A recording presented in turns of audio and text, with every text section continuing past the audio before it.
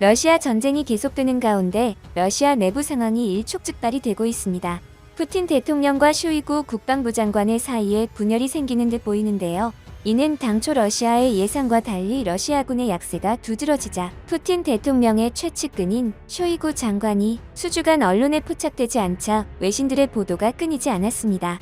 쇼이구 장관은 러시아 군대를 장악하고 있는 인물입니다. 서방 국가들은 쇼이구 장관이 군사 쿠데타를 일으키고 푸틴을 축출할 수 있는 가장 유력한 인물로 봤습니다. 그런데 우크라이나 사태가 점점 극단적으로 향해 가며 외신들마저 정말 푸틴 정권이 사라질지에 관심을 갖기 시작했습니다.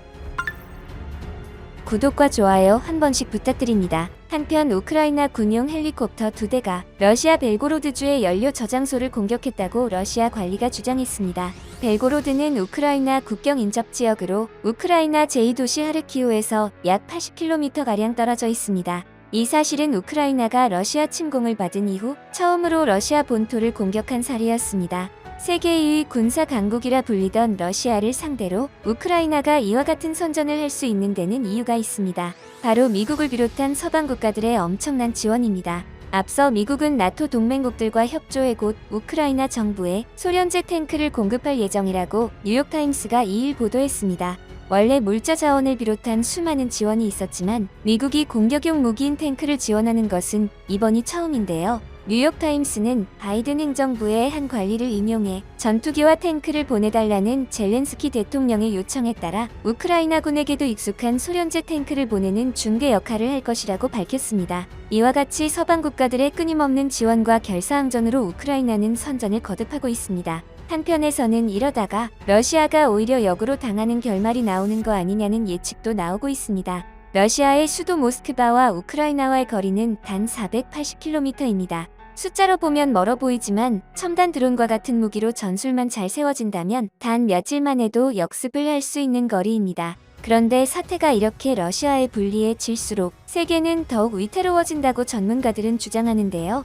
러시아가 궁지에 몰릴수록 러시아는 마지막 카드를 쓰게 된다는 것이죠. 그렇게 되면 세계는 제3차 세계대전을 피하지 못할 것이라는 관측입니다. 그런데 푸틴 대통령이 궁지에 몰려 마지막 선택을 하기 전에 러시아 내부에서 축출 움직임을 취할 가능성이 높다고 외신들은 보고 있습니다. 따라서 쇼이구 장관이 주목을 받는 이유인데요. 쇼이구 장관은 몽골계 출신으로 친한파 인물로 알려져 있습니다. 지금까지 푸틴 대통령의 관심을 한몸에 받던 인물이었으며 푸틴 대통령의 후임으로까지 점쳐져 왔습니다. 그런데 흥미로운 것은 쇼이구 장관의 어머니가 우크라이나인이라는 것입니다. 따라서 푸틴 대통령도 쇼이구 장관의 쿠데타 위협을 무시하기 힘든 것으로 보여집니다. 그래서인지 얼마 전 러시아 내부에서는 우크라이나를 상대로 다소 밀리는 듯한 모습을 보인 러시아군의 모습에 대해 책임을 두고 내분이 벌어지기 시작했습니다. 이에 뉴욕타임스가 지난달 23일 러시아가 우크라이나 전쟁에서 예상외로 고전하자 내부에서 서로의 책임을 따지는 등 내부 분열이 일어나고 있다고 보도했습니다. 침략 전쟁을 옹호하는 세력 중에서도 누가 이런 상황에 대한 책임이 있는지를 두고 비난전이 벌어지고 있다는 것입니다.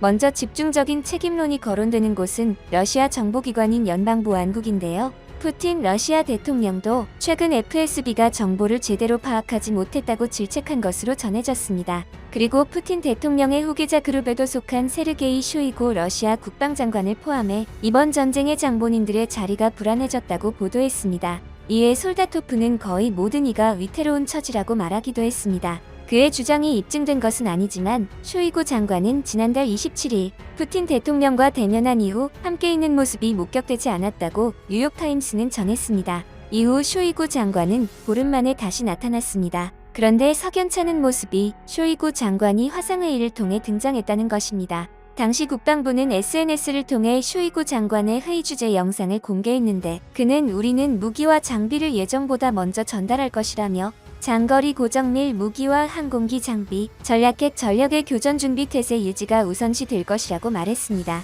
지난 18일에도 러시아 국영방송은 쇼이구 장관이 군 병원을 방문했다고 보도했는데 영상은 자료 화면을 사용해 의구심을 일으켰는데요.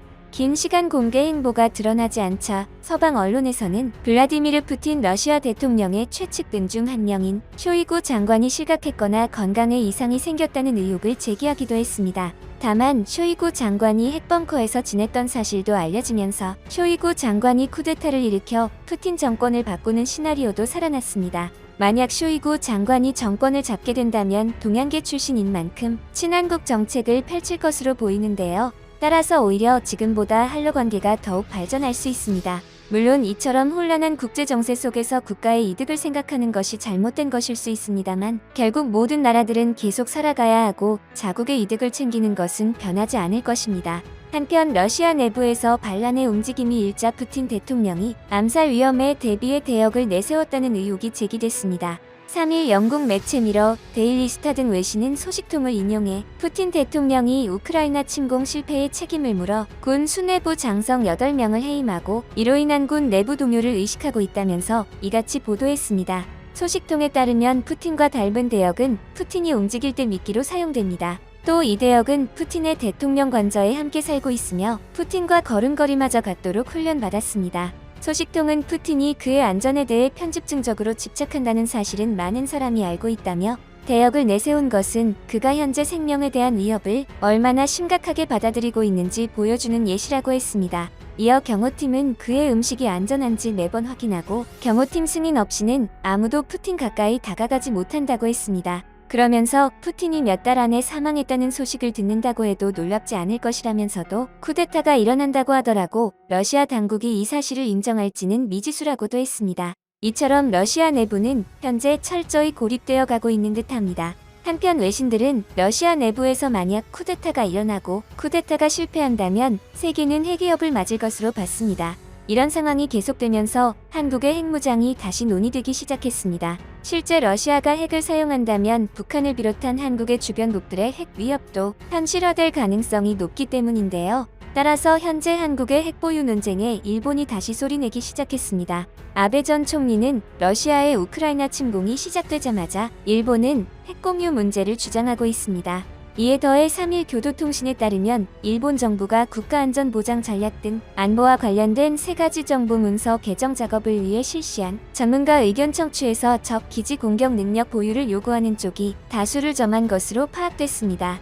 적 기지 공격 능력은 탄도미사일 발사 기지를 비롯한 적국의 기지나 군사 거점을 폭격기나 순항 크루즈 미사일 등으로 공격해 파괴하는 능력입니다. 일본 정부는 전문가들의 의견을 적 기지 공격 능력 보유의 근거로 삼아 연말에 국가안보전략 방위 계획의 대강, 중기 방위력 정비 계획 등 3가지 문서를 개정하는 작업을 본격적으로 실시한다는 방침입니다. 이런 가운데 아베 신조 전 일본 총리는 우크라이나 침공 사태를 계기로 일본의 방위비를 대폭 증강해야 한다고 주장했습니다. 핵 공유를 검토해야 한다고 주장해 파문을 일으킨 바 있는 아베 전 총리는 우크라이나 정세를 지렛대로 삼아 일본의 군비 확대를 거듭 촉구하고 있는 것입니다. 아베 전 총리는 2023회계연도 방위비를 본 예산 기준으로 6조엔 약 59조 7천억 원 규모로 늘려야 한다고 주장했다고 교도통신이 3일 보도했습니다. 2022년도 방위비는 본 예산 기준으로 약 5조 4천억엔이었습니다. 본 예산을 기준으로 비교하면 약 11.1%의 증액을 주장한 것입니다. 아베 전 총리는 러시아의 우크라이나 침공이나 중국의 군사력 증강을 이유로 들어 중요한 것은 자조 노력이라며 이처럼 방위비 증액이 필요하다고 강조했습니다. 그는 독일이 국방비를 국내 총생산의 2%를 넘는 수준으로 늘리겠다고 했다면서 일본도 그것을 향해 가속할 필요가 있다고 말했습니다. 그리고 일본은 현재 자신들은 지금 당장이라도 핵을 만들 수 있다며 넌지시 핵 보유를 희망하고 있습니다. 하지만 미국 입장에서는 전범국인 일본이 핵을 보유하는 것 자체가 말이 안 되며 일본이 핵을 보유하면 미국의 제재가 힘들 나라로 보고 있습니다. 따라서 일본의 핵무장은 미국이 절대 허용하지 않을 것입니다. 이런 상황에서 미국의 한 싱크탱크에서는 일본은 이제 도움이 안 된다며 일본의 동맹은 더 이상 힘이 없다는 주장까지 나오고 있습니다. 이처럼 미국은 현재 일본에 대한 신뢰가 상당히 떨어진 상태입니다. 반면 한국은 분단 국가인 상황에서 의무복무를 하고 있고 중국, 북한, 러시아를 견제하는 데 최고의 동맹국의 자리에 있습니다. 따라서 일본의 핵공유는 말이 안 되며 한국의 핵무장이 더욱 현실적이라는 것입니다. 만약 한국의 핵무장이 현실화되더라도 그것은 세계가 더욱 위험해졌다는 뜻이므로 안도할 것이 아니라 더욱 긴장의 끈을 놓아서는 안 됩니다. 오늘 영상도 시청해주셔서 감사드리며 내일 다시 찾아오겠습니다.